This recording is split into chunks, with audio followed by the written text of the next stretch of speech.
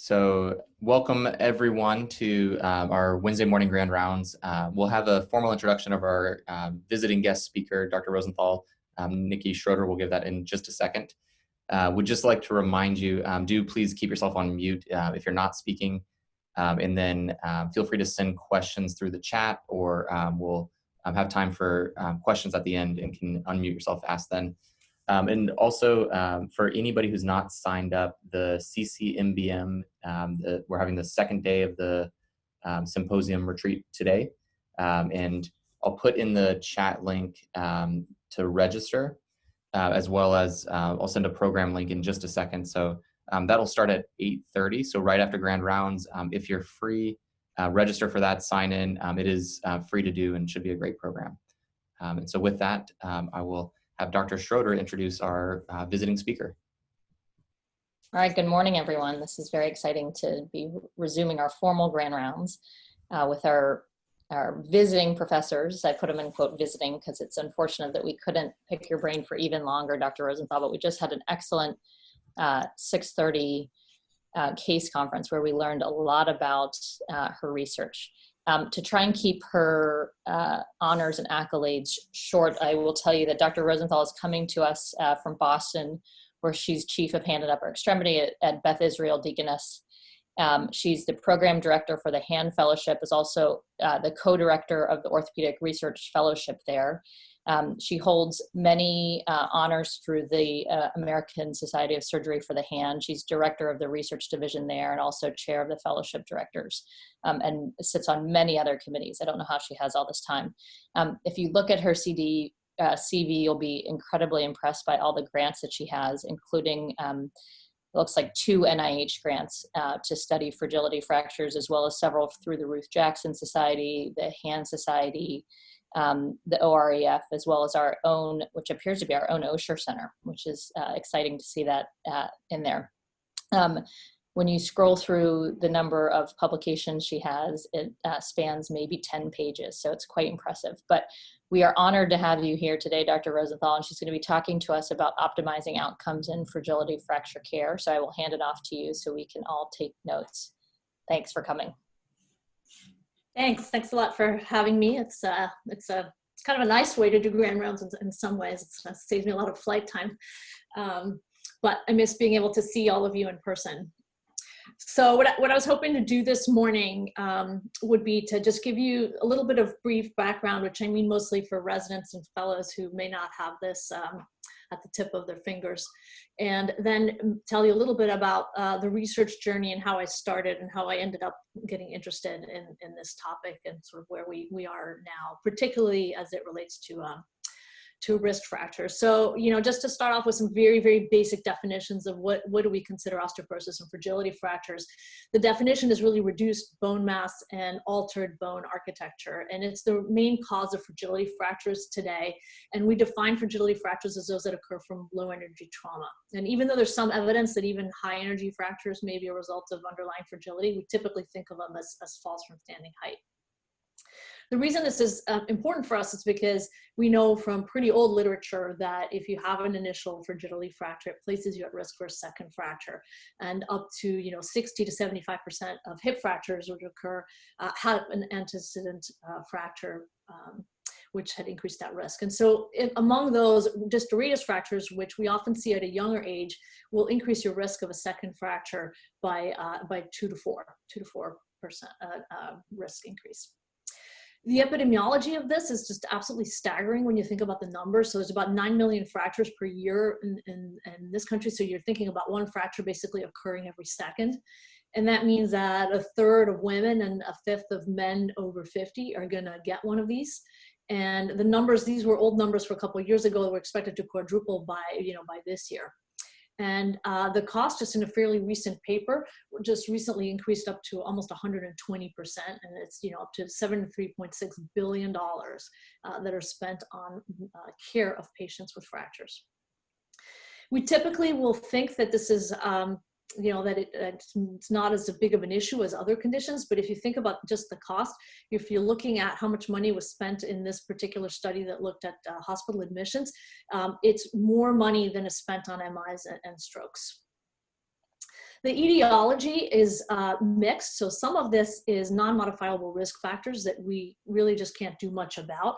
So among those, gender, being a woman is a greater risk factor, older age, body habitus, so low BMI, small, thin people, history of a fragility fracture in a first degree relative, and race, if you're Caucasian, the risk is also higher.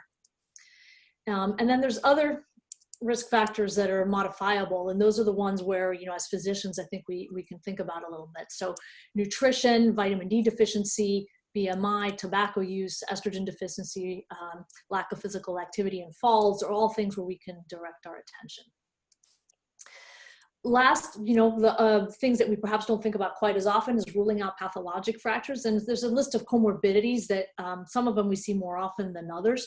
But among those, kidney disease and hemophilia, as well as medication use, are just something to have on our radar when we manage patients. So how do we diagnose this? The gold standard continues to be bone density by DEXA. And so what that does is it measures your density of bone, or how much bone you have, and provides you a T-score, which is a reference to a same gender, young, healthy bone population. And so a T-score of -1 to -2.5 is considered osteopenic, whereas a T-score of less than 2.5, which is standard deviations compared to the normal, healthy young person, is considered osteoporosis. The struggle with this is that there's a real subset of patients with fragility fractures who still have normal BMDs. And certainly in the distal radius fracture population, many of them will be in the osteopenic range, which is a little bit of a challenge in terms of trying to decide how to manage them. So it's just important to keep that in mind. The lab workup after a fracture typically will include looking at, typical electrolytes like calcium, looking at vitamin D. The normal ranges for vitamin D really vary depending on your institution. I know my institution uses greater than 30. I think you were mentioning this morning that you guys may be closer to 40. And then looking at the basic PTH and thyroid hormone. If you want to get a little bit fancier, you can look at bone turnover. And I'll talk a little bit about that in the future. In osteoporosis, you typically get an uncoupling of bone formation and bone resorption, and some of the bone turnover markers can reflect that.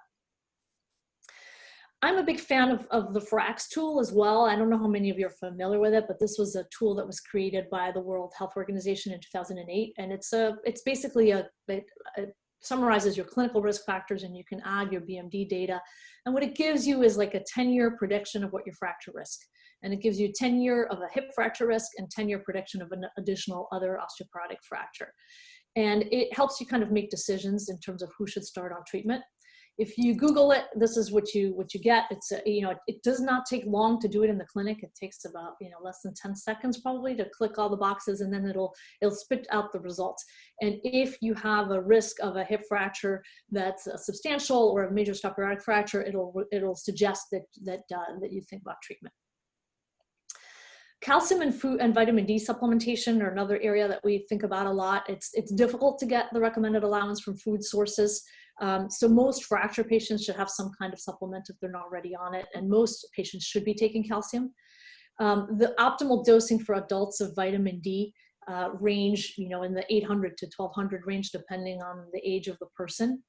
And you can see it in this Institute of Medicine recommendations. So for most women, who are postmenopausal, it should be about 1200 milligrams of calcium and about 800 of vitamin D.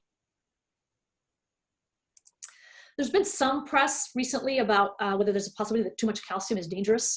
There has a couple of analyses in a large randomized control trial that looked at a bunch of participants, and they found that if you took calcium supplements, you had a 30% increase in the incidence of MI. There was another European study that was published a few years ago that had almost 25,000 participants in Germany, and they also found that calcium supplements had an increased risk of MI of the odds ratio of 1.86, so almost twofold. So it seems that basically the idea there is, it's not that you shouldn't take calcium, but if you're at high risk for an MI already, if you have a very a strong family history of a high risk of coronary artery disease, then that's something that it bears some pause before you prescribe a lot of supplementation. In the vast majority of the population, though, it does not seem to be as much of an issue. In terms of treatment, the first line continues to be anti-resorptive agents, and they work by inhibiting osteoclast function. So it basically decreases bone resorption. And we continue to really use bisphosphonates as the first treatment. You can do it orally, you can do it IV, and we have good data both in hip fractures, and I'll share with you some of the other stuff in wrist fractures, where you can start it as early as 2 weeks after an injury, and it doesn't cause any problems with bone healing. And it showed very consistently to decrease your fracture risk for hip, for spine, and for other sites. So the reason we don't use it as much as we should is because of the concern of our subtrochanteric femur fractures and jaw necrosis. But really the way I think about it is that your likelihood of sustaining one of those is much, much lower than your likelihood of sustaining a second fracture in your lifetime. So it's really just a question of weighing the risks and benefits. Other things to think about on the treatment front are estrogen receptor modulators, and they work by binding to the estrogen receptors. So raloxifene, for instance, they've been shown to decrease vertebral fractures and increase BMD pretty consistently. The main adverse event there has been DVTs. Hormone replacement is still used in a certain subset of patients, and I think you use it for up to 5 years, but the risk of breast cancer and cardiac disease is a concern, and this is why it's fallen out of favor. Additional thoughts were calcitonin, which decreases your calcium mobilization from bone and impedes osteoclast activity, and this is available as a spray. And then denosumab, which is a rank ligand osteoclast activator, and that has shown that it acts very similarly to bisphosphonates in terms of profile and fracture prevention. And then lastly, the anabolic agents, which we were talking a little bit about in conference this morning, so we don't use this as much, but parathyroid hormone, teriparatide or Forteo, which actually induces bone formation and increases bone density. And there's some support that it helps with fracture healing, although it's pretty soft. The concern with this is, well, number one is cost. Number two is that you can't use it in anybody who might be at risk of developing osteosarcoma, because there's some concern that it might increase it. And you really just use it for 2 years and then you follow it up with something else. And then the newbie on the market is abaloparatide, which was recently approved, and it shows some sustained improvements in BMD, and it has been looked at with vertebral fractures, not as much in other types of fractures yet. So with that in mind, you know, exercise is something that we really shouldn't forget. There's one nice randomized trial that looked at Tai Chi in osteopenic women and found that it increased BMD. It actually was a pretty well executed study. So I think it's just important to remind our patients to stay active. So with that in mind, like where does that leave us in terms of recommendations? So most women over the age of 65 and men over 70 should get some type of screening. We should think about doing it sooner if they have risk factors, and that's what we'll talk about fractures, because that's obviously a big risk factors. And we should treat them after the age of 50 if they have a vertebral hip fracture, if their T-score is low, or if their T-score is in the osteopenic range, but their percent likelihood of a fracture for a hip fracture is greater than 3% by the FRAC score, or greater than 10%, I'm sorry, 20% for a major osteoporotic fracture by the FRAC score. So those are the ones that are like the no-brainers that we should all be treating. So where does that leave us, you know, with distal radius fractures? So I got interested in this topic because obviously it's a common upper extremity fracture. We see a ton of it in practice. They account for 2% of emergency visits. And even though we tend to think that they're no big deal, there's still 20% of all of the fragility fractures that we see. And we don't really understand their, the full effect of their morbidity, meaning, you know, we know it increases your likelihood of another fracture, but what does the risk fracture actually do on the long-term prognosis of these patients? And so that's kind of where I started this journey of looking at this. So I did a study when I was a PGY2, I was in Philadelphia at Penn, and I got interested in this thought of, well, what happens if you have distal radius fracture? Like, is your mortality higher like it is for a hip fracture? Because if you think about it, if your risk for hip fracture is going to be higher because you had a wrist fracture, if you extrapolate that, you would think that your mortality will eventually be higher. So maybe we can use distal radius fractures as kind of a sentinel event that triggers something before you get to the badness of a hip fracture or vertebral fracture later. So what I did is I looked at all the cohort of patients within our health system and basically matched them to age-matched controls within the greater Philadelphia region. And we got the data from the CDC looking at who was alive and who was dead. And what we basically found was that there did appear to be a change or decrease in survival over a 7-year period among patients who had a distal radius fracture. So it seems that maybe there is an increase in mortality among these patients, but we don't really know, or didn't really know at this time, what the reasons were. One of the potential reasons is because they're not adequately screened and treated for osteoporosis. So we have very consistent literature, both on the orthopedic side and on the rheumatology side, that shows that 30% or less of patients with wrist fractures will actually get any type of screening or treatment after their injury. So basically, we're seeing them, we treat their fracture, they don't get managed, and then maybe they show up with hip fracture later, and then the mortality goes up. That's certainly one possible pathway for how you can explain this. So when I started practice in Boston, now I was, in the Harvard system where, if you believe the people around me, everything is always done right. And I kind of wanted to look at the experience. I work at the Beth Israel, which treats a fairly geriatric patient population. And I was kind of curious to see whether, now 7 years later, things were different. So again, took a cohort of patients, about 300 of them, who were treated for a fragility distorated fracture. And I just wanted to do a retrospective review and see, well, how were we doing in terms of their screening and their treatment? And we validated some of the results with a phone survey. And so this is what we found. So in, the Mecca, or likes to believe that they're the Mecca, after a wrist fracture, 21% of patients had a BMD, so less than a third. Of the ones who were screened, 92% of them were abnormal. 72% did not receive any type of treatment at all. So if you look at the pie chart on the right there, I mean, not even like vitamin D, calcium, nothing, like just sent home without any concern for it. And the interesting thing we found is that if you did get a BMD, your treatment rates were much higher. And I think that the reason for that is because it just forces you to act on a result that's on paper. Similar to other literature, we found that if you did have a distal radius fracture, you were most likely to have osteopenia. So almost 60% of patients were in the osteopenic range, and about a third were in the osteoporotic range.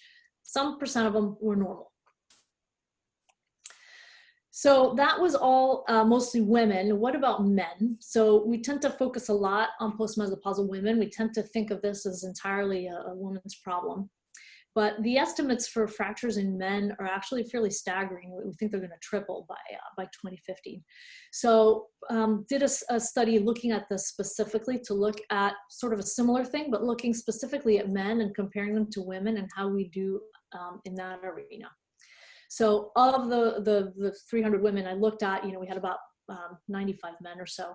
And I wanted to also look at some of the additional things that might affect patients' outcomes, so their comorbidity index and what their mechanism was. But mostly I was interested in how many of them got DEXA scanning after 6 months and how many of them got treated. And we also did a FRAX analysis on all of them because one argument you often hear is that, well, maybe men don't need to be treated or screened the same way because their risk factors are just not as high. So this is what we found. So men were 10 times almost less likely to be screened with a DEXA if they had a fracture. They were 16 times less likely to be treated with bisphosphonate, even if their data suggested that they should be. And it's not really that they were at less risk, because if you actually ran their FRAX score with those who had DEXA, there were a lot of them who were in the high risk category. So over 50% were in high risk. So it seems to indicate that it's not that we should, we're just plain not doing it, but probably should be looking at this patient population more seriously. We know that osteoporosis screening for men lags behind women. It's not new data. There's been some studies that have looked at that already. And the recommendations are there. So I just kind of put that out there for all of you to think about, that you should be getting DEXAs on men with fragility fractures over the age of 50. The recommendations are already out there, and we shouldn't be ignoring it. I always laugh about this particular study because it got picked up by the lay media like there was no tomorrow. It got covered by every major news article. And so, I laugh about it because I always say I'm like one of less than 10% of women in orthopedics. And the only way you can get attention is if you write a study about men, but that's okay. We'll take it. So how do we bridge the gap and make this, how to make this better? There's been a ton of work that's been done. People have looked at sending emails to PCPs to see if you can change the outcome. People have done education materials. There's been bedside education initiatives that have been done on inpatients. A lot of places have developed fracture osteoporosis liaison resources. And so the success of these ranges somewhere between 30 and 90%. And typically the more successful ones are the more labor intensive and costly initiatives. And not always the ones that are practical and easy to implement. So from there, we have this idea of, well, what if we just start doing something in our orthopedic clinic? So super easy study. We're just going to randomize our fracture patients, our distal radius fracture patients, and we're either going to just order the DEXA ourselves and then just send the results to the primary care doc, or we're going to send the primary care doc a letter with our note that says, please screen these patients appropriately. And then we got follow-up 6 months later. And we just wanted to look at 2 outcomes. So how many got screened and how many got treated. So super simple. And so here's the data. If we did it ourselves, so all we had to do was just order the BMD. Almost 93% of patients in the study actually went ahead and did it. And almost 90% had a treatment discussion with somebody, with either their surgeon or their primary care as a result of the test to decide on what to do. If we just leave it up to the primary care docs to do, 30%. So no better than any of the data that's previously been published. So to me, this is pretty simple. It's a very simple intervention. It doesn't require a lot of resources. All you got to do is just order the test, and that's going to prompt a discussion on treatment in close to 90% of patients. So when I've gone and talked about this and lectured about this, obviously you get a good bit of pushback. And among the reasons that are given for pushback is, well, if I'm going to order the BMD, am I now responsible for it? Do I have to deal with it? Who should I be referring to an endocrinologist? And among the questions that gets asked also is, well, when do I initiate treatment? When is the right time? Should I be doing that now? Do I need to wait until the fracture heals and deal with it later? So this kind of led to the next thing that I wanted to work on, and that's looking at fracture healing and whether it actually has any impact. So the animal studies that have looked at these drugs are controversial, and they're all over the map. Some show that fractures heal better, some show that fracture heal worse. The clinical trials that have looked at bisphosphonates, none of them report any adverse events associated with fracture healing. But you have to keep in mind, it's not their primary endpoint. It's not what they're looking to study. So the data is very heterogeneous and it's difficult to interpret. So looking at the same cohort of patients that I've now been following for a while and knowing what their comorbidities are, we looked at the ones that were on bisphosphonates and the ones that are not, and just looked at their healing times. And we found that their time to union was a little bit longer in the bisphosphonate group, about 7 days, but nothing that was really clinically significant. We also found that if the more complex fracture patterns took longer to heal, which is fairly intuitive. This is a different study that was published in JBJS in 2012. So what they did here is they randomized patients after surgery to either receive a bisphosphonate immediately or to get it 3 months later. And they did a more elegant study and added not only radiographic outcomes, but also clinical outcomes. And again, at 6 months, they found no difference. All the fractures healed, everybody did well, all the DASH scores were great.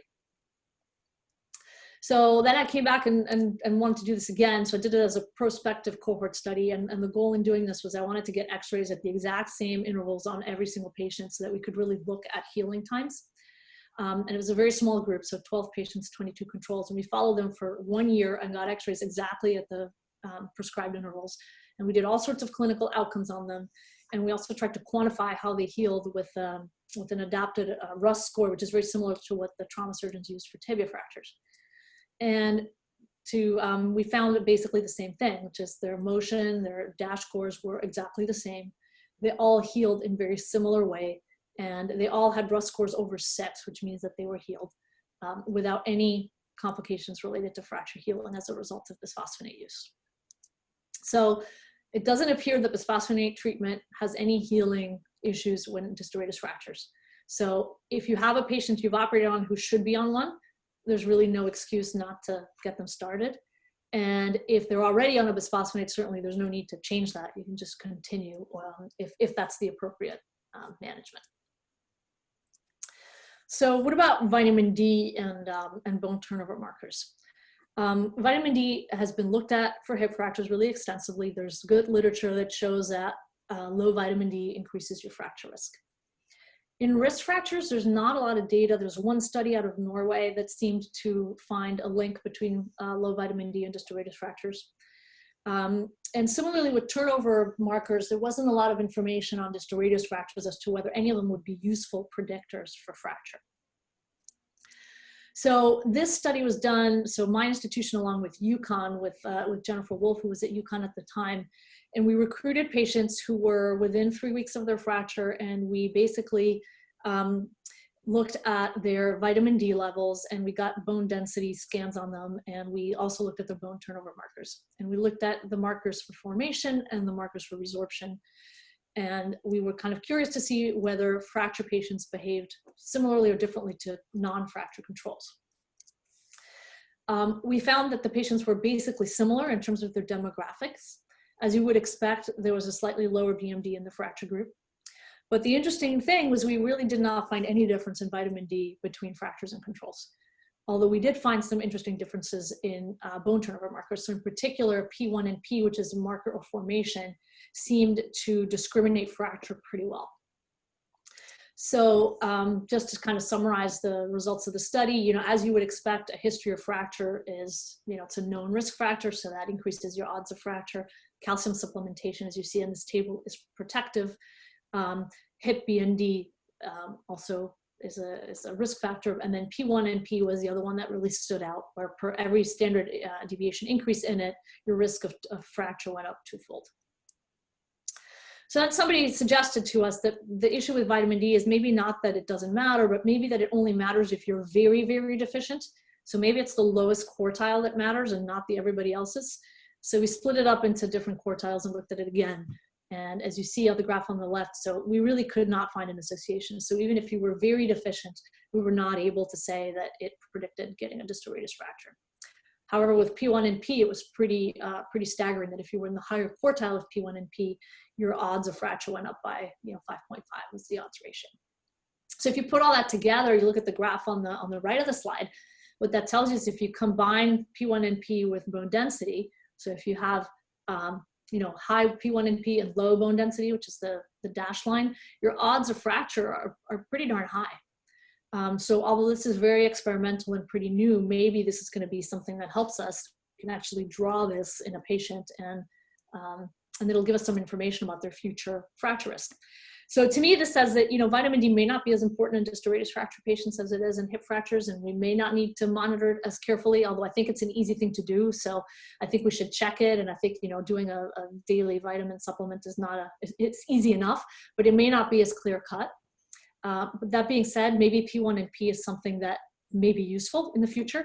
And it's nice as a bone turnover marker because it's fairly stable. A lot of turnover markers change a lot depending on time of day and diet, and they're hard to measure. And this one is less so. So it might become a useful tool.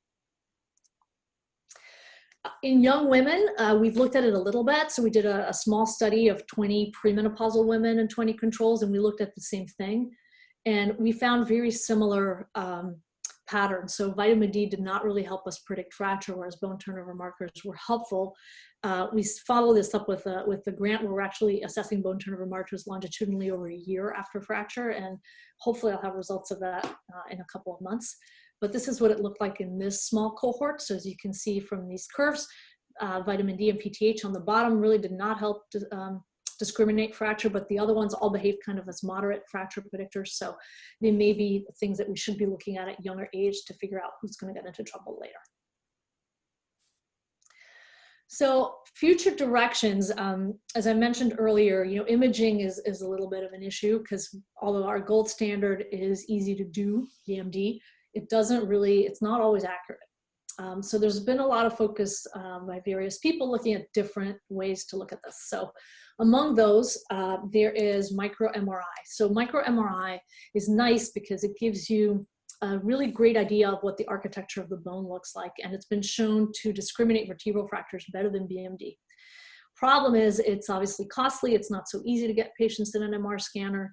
At this stage, there's been no research that has been done on distal radius fractures and micro MRI as a potential tool.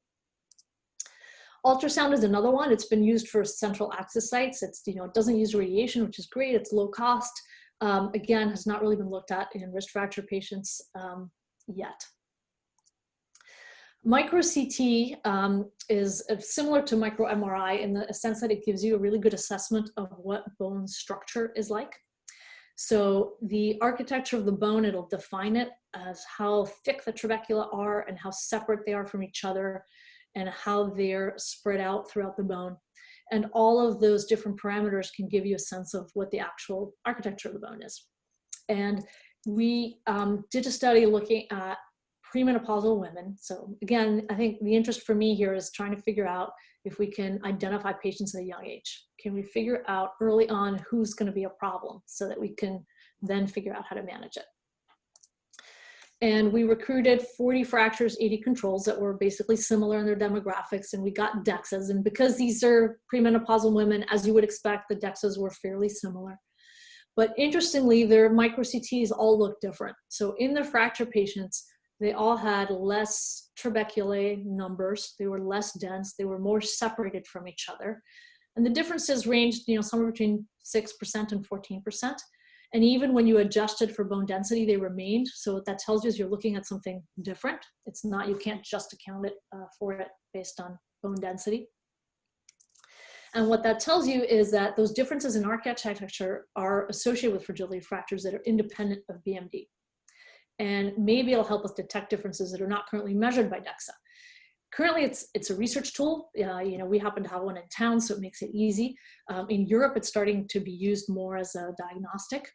And what it may give us is the potential to identify the early stages of skeletal fragility before patients go on to fracture. And we can tell that even young patients with fractures have altered microarchitecture. Now, it doesn't allow us future fracture prediction in this study because it was just a cross-sectional study, but it does seem to suggest that if you have a fracture at a young age, you're already at a risk for something later, which I thought was kind of interesting. So lately I've been playing with this tool. So this is reference point indentation, and this is what my NIH grant was about. So the idea behind this is that for the first time, you're actually able to measure the strength properties of bone. So density tells you how much bone you have, which is great. The architecture tells you how the bone is made. This allows you to create a microfracture with a small needle we do it in the anterior tibia. And it gives you a sense of how much strength is required to create that microfracture. So it gives you an ability to know how well the bone is resisting an insult, basically. And it's been looked at in Spain, particularly in hip fractures, and found to be predictive of a fracture. So we did this big study where we looked at wrist fractures, hip fractures, and controls. And the measurement that you get here is called BMSI. So it's the material properties of bone. It does not have a unit. You basically compare what the reading that you get for the tibia to a block of PMMA cement is your reference standard. And we also got DEXAs on these patients, and we're kind of curious to see how it panned out. So as you would expect in our patient groups, the hip fracture patients were less active and had lower BMIs than the remainder. Their FRACs and their BMDs were obviously lower in the distal radius fracture patients and the hip fracture patients. But otherwise, the groups were pretty similar in terms of their other potential risk factors for fracture. And so this is lots of numbers, but the take-home point is that the BMSI, particularly in the distal radius fracture patients, was different. So it was lower. So these fracture patients had bones that were less strong. We were not able to demonstrate it quite as nicely in the hip fracture patients, and I think that's mostly a power issue with the study, that we just needed more numbers to be able to show it. We then controlled for the things that you would want to control for: age, BMI, and bone density, and those differences remained. So the BMSI was still greater in a distal radius fracture patient after you adjusted for all those other things. So what does that tell you? Well, so it tells you that this, in microindentation, these differences remain after you control for BMD and age and BMI. And so basically you're measuring a different element of skeletal fragility. So you're measuring something that BMD is not able to measure. And so it might be a useful thing to predict distal radius fractures independent of BMD. It might particularly be useful in the group of patients in whom BMDs are normal. So I don't think it's a test that's going to be used necessarily alone, but I think it might be useful in a subset of patients in whom we don't have the whole thing completely figured out. And we're looking at this in young patients also to determine if it's helpful in that patient population. So when you put all this together, what do I do in my practice? You know, it's obviously, you know, I'm a surgeon. I don't pretend to be anything else. And so it's relatively straightforward. So any postmenopausal woman or a man over the age of 60 with a distal radius fractures gets a BMD. You know, I order it, I take care of it, it gets done. We follow it up when they come back for one of their post-op visits to discuss it. I get asked a lot about the cost of doing this. You can actually bill your post-op visit that way with a modifier for a different diagnosis. So if your PA is doing it or if you're doing it, it's a way of just capturing some revenue. If patients are on bisphosphonates at the time of treatment, they obviously continue it. I will initiate calcium and vitamin D when appropriate, and I have no problem starting them on bisphosphonate if they should be on one. I don't want to be monitoring later, so what I do usually is I write them the first prescription. I shoot an email to their primary care doc saying, listen, I think they should start. This is what I'm going to do. They're going to follow up with you, and usually they will take it from there. Now, I work in a system where email works quite well, and we're a pretty tight-knit physician community, so as long as you have that communication, I think that you can do that. In the young patients, it's more of a conversation, of a discussion on prevention to prevent future bone loss, of making them understand that they're already at risk.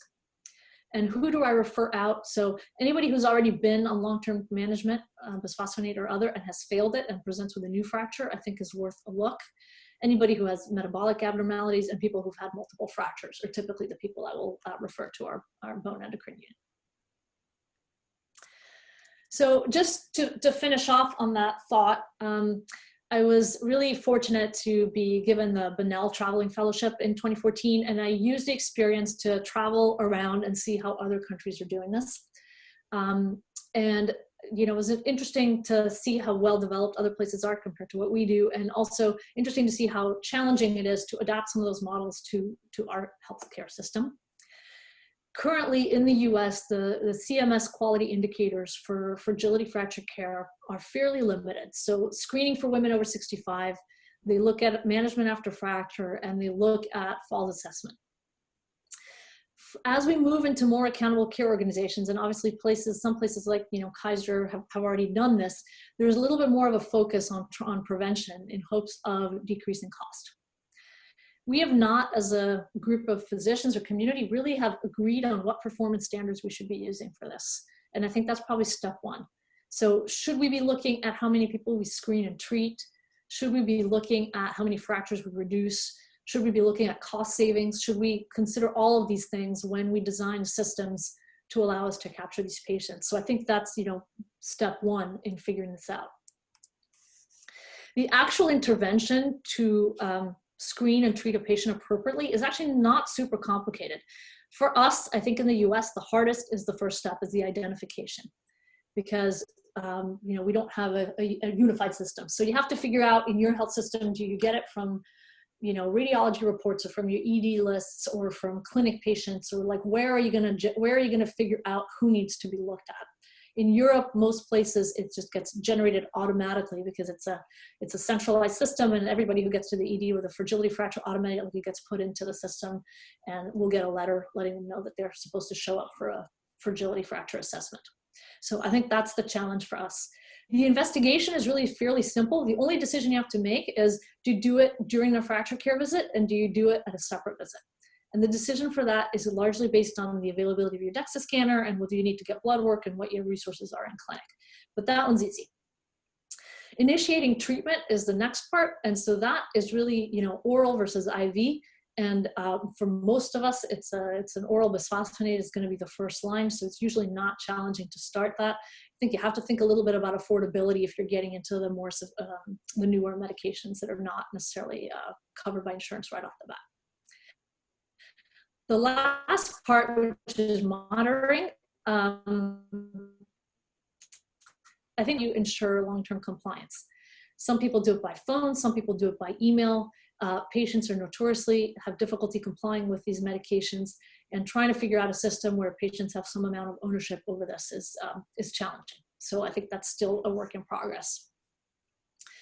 The lessons that I learned that I think we all have to do to make this successful is that you have to be able to capture all the fractures. So you have to, you know, it's nice that I do it in the distal radius fracture patients in my practice. That's great. If you do it in your healthcare system, that's better. But in the end, it's that, and it's vertebral fractures, which we don't even have any clue how to identify. Hip fractures are the easy ones because they're inpatient, but you have to really, a system that's going to work has to capture them all. You have to design a system that minimizes the burden on patients. So it has to be really designed to work for the frail, 90-plus-year-old patient who's on a stretcher with dementia, which is really difficult. You have to figure out the monitoring part of it. So adherence to treatment at 12 months, it has to be one of the outcomes that you track as you design a process. And because, we don't necessarily want to be the ones who are managing this day in and day out, we need to develop training for our mid-level providers, our RNs and NPs. So certainly Europe has done this very well. We have not. I don't think there's a very clear pathway in the US for people to get further training in this. So I think it's something we need to work on. Now, if you do all this and you figure all these steps out, surgeon involvement is 0 to minimal, which is, I think, where we all want to get to, where it just happens automatically and it gets done correctly, but you don't have to be the one who's shepherding it through every step of the process. In the end, this is what you want it to look at in an ideal setting. You want to capture all the fractures. So, the hips, we're good. We do a pretty good job with that. They're in the hospital. We know how to do that. Inpatient fractures, we usually do okay. The outpatient ones, so I think we're starting to make some inroads on the distal radius fracture patients, maybe because, they're usually more active and it's a little bit easier to get them engaged. We have 0 ability at the present time to capture vertebral fracture patients. We don't even know when they happen half the time. So that's still a big black box. You have to really do the whole service scope. So from the identification to investigation, initiating treatment and monitoring it. And then you have to really get it to a national level. So not enough to do your practice, your hospital, your system, your region, but really get to a point where the whole country's doing it consistently. And that's when you know that you're really going to make a difference in terms of changing lives and changing outcomes for these patients. And that's all I got. Thank you.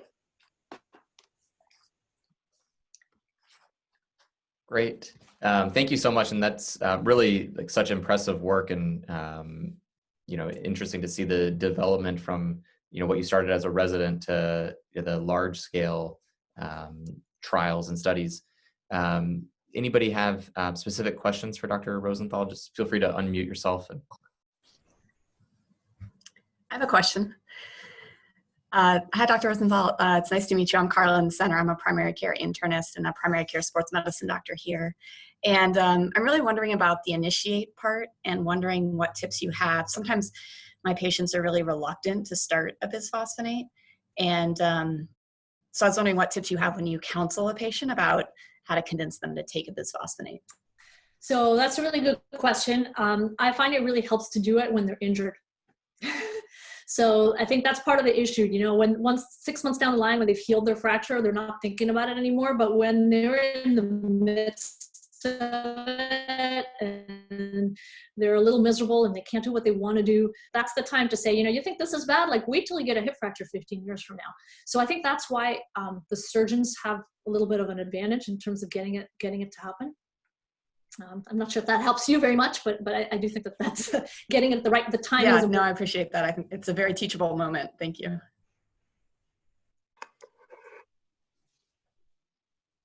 Dr. Rozental, thank you so much. Einar Sawyer with Skeletal Health, and I really appreciated your talk.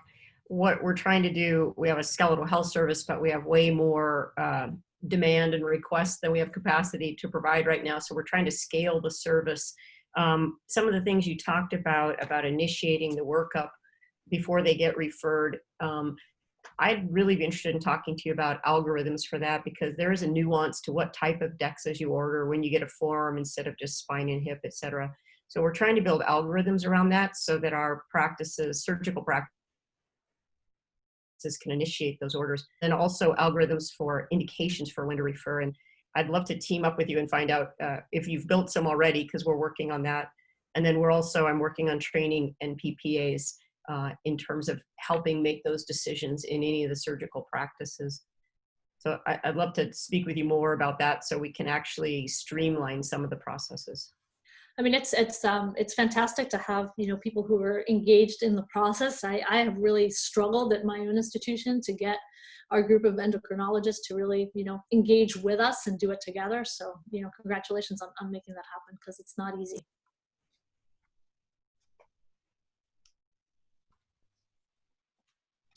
Dr. Vale, yourself unmuted. Yeah, I have a question. Thank you, Dr. Rozental. Tad Vale here, department chair, and in that role, one of the jobs I have is to advocate for resources for musculoskeletal research and musculoskeletal health, and the importance of it. And thinking sort of holistically about the skeleton as you do, it always strikes me when I see a picture of the structure of the trabeculi, and then separately think about the interacting cells that lie within there. It almost looks like a neuronal network. It's just unbelievably intricacies. And I'm wondering, as you think about research and trying to elevate what you do in your own community, how does the interplay of the skeleton as, say, a mechanoreceptor or a metabolic balancer and its interaction with other diseases, does that have resonance on your campus? Is that something that people are talking about? Is the relationship between the research that you do and, say, other disease processes or chronic conditions, and how they might key in together? I think there's the beginning of it. It's not as much as I would like. I mean, I'm very fortunate that we have a biomechanic, bioengineering lab with a couple of really top-notch investigators who are very interested in issues of metabolic bone health. So I mean, at least it helps in terms of the national visibility. I think that's certainly we're lucky in that sense. Making the link and the jump to other conditions, I think it's you know, it's tough. It's tough to even get the institution or the hospital interested in thinking about these things. I don't think it's first and foremost on their mind. It's probably still, you know, curing cancer and coronavirus vaccines right now. Yeah, it's fascinating. I think as you look at patients with chronic neurologic conditions and what their skeletal condition is, or, you know, people with cardiac disease. I mean, I think it's a great opportunity, and it may be the role of the skeleton as sort of a sentinel organ system has been underplayed, and I think your work is really something that helps set the stage. So really enjoyed hearing from you, and congratulations. No, I completely agree with you. I think you can extrapolate it to almost any other patient population with another disease and find that there's, you know, bone health issues that need to be addressed. So I couldn't agree with you more. And thank you for having me. Dr. Rozental, I had one question. This is Leah Dimitri. I'm one of the third-year residents. I was just curious about the microindentation studies that you were doing, and you talked about how it's done in the tibia, and like bone mineral density is usually tested in the hip and the spine where we see those fragility fractures. And I'm just curious why the tibia is picked, and have we thought about doing that test, trying it, say, in the radius or places where the bone mineral, like the bone density may be lower? Yeah, so it's actually a really good question. The test sounds really barbaric. It's really not. The reason we do the tibia is because you can access it easily. So the anterior surface of the tibia you can get to very easily, almost no matter what the soft tissue envelope of the patient looks like. There's some exceptions to that, but for the most part. So basically what it involves, you know, it's a little needle that you just put through the skin, and it just indents it 10 times is what you do. People have looked at it in other places, but not as consistently. And I just don't think it has enough widespread use. But they've correlated it pretty well to bone density and to fractures. So I don't really think it necessarily matters what bone you're using to assess it.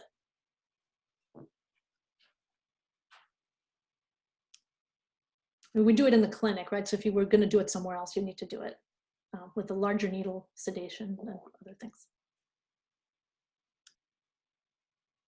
Dr. Rozental, I have another question if there's a gap here. We had talked at one point about doing reclassed in hospital for hip fracture patients, but working with Joe Lane, he really pointed out to me that he felt like most of that drug ended up at the fracture site and didn't get widely distributed. I know that's a different use case than you were talking about, starting 2 weeks after a fracture with an oral agent, small dosing weekly. Have you any comment on that idea? I love the idea because it gets rid of so many obstacles if you can just give it IV one time and be done for a while. And I think we're doing it in our hip fracture patients, not across the board, but in many of them. I've approached the idea of doing it in distal radius fracture patients we treat operatively. Like, why not do it at the time of surgery? You're right there, just give them the infusion. The issue that I've had with setting up at least that as an experiment or a study is the indication for the medication is osteoporosis. These distal radius fracture patients, for the most part, do not have osteoporosis, so they don't meet the criteria. Even though you and I both know they do.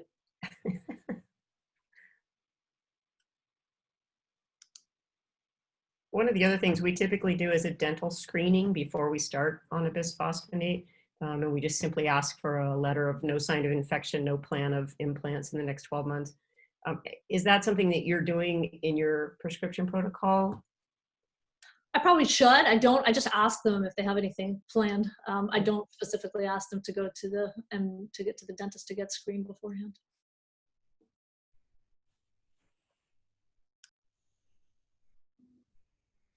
Dr. Rozental, it's Nikki Schroeder again.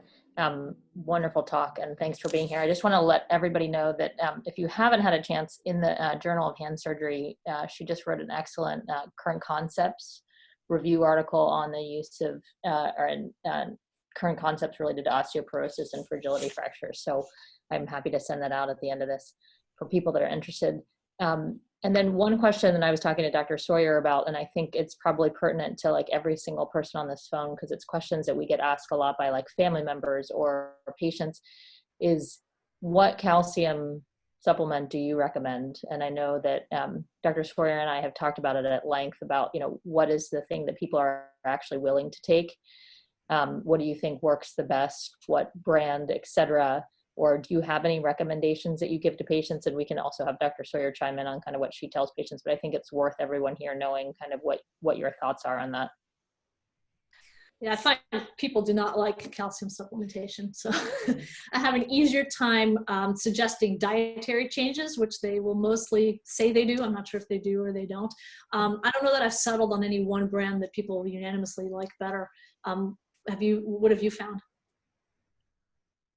Oh, personally, what I recommend is whatever I think they'll take the most. The hard chalk tablets, they don't last long because they constipate people, they're hard to swallow, etc. And I don't think they're well absorbed. So anything in a soft form factor. So there are gel caps now. There are also gummy chews and Bioactive. So it's more the form factor of what people will continue to take. And between calcium citrate, calcium carbonate, some say citrate's better absorbed, calcium carbonate need more acidic environment, but that can be managed well by just eating while you're, eat while you're taking it.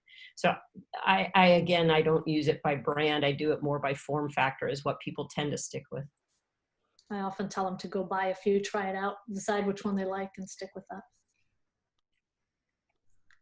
I will say just in a general principle for residents, if you're trying to remember the doses that were shown in that Institute of Medicine chart, if it's hard to recall specifically between calcium, vitamin D, it's fairly safe to start with 1,000 and 1,000. So 1,000 calcium, 1,000 vitamin D as a starting point while you're getting them referred to someone, unless they have a history of stones or a history of cardiac disease, and then I'd hold off on the calcium. We do know that calcium and vitamin D have a better effect than vitamin D alone in terms of effects on bone density.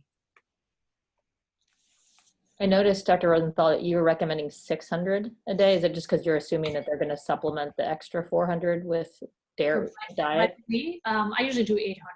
Oh, okay. And that's such a common formula in what you buy.